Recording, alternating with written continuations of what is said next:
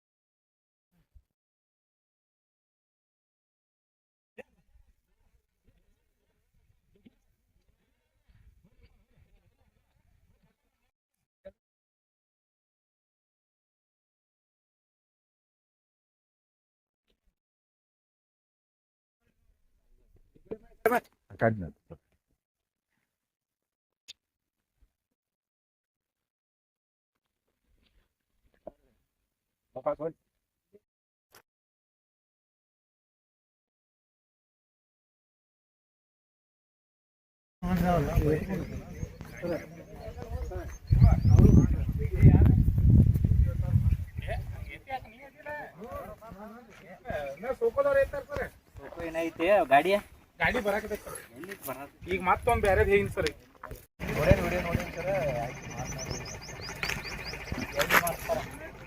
ಅದೇ ನೋಡು ಸರ್ ನಾವು ಅಲ್ಲೇ ಮಾಡಲಿ ಅಲ್ಲೇ ಎಲ್ಲ ಹಾಕಿದ್ರು ಜಾಗನ ಬಿಟ್ಟಾರ ಅದಕ್ಕೆ ಅದ್ರದ್ದು ಏನು ಖರ್ಚು ಐತೆ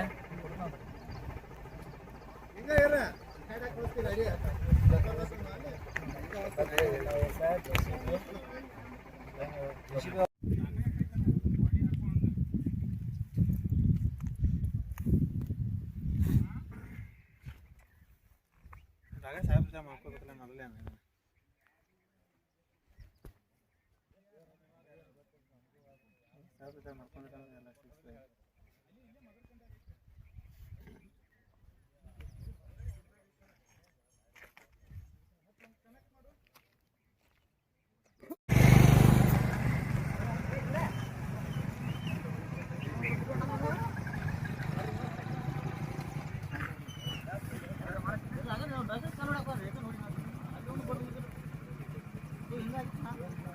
ಎರಡು ಸೇಮ್ ಮಾಡಿ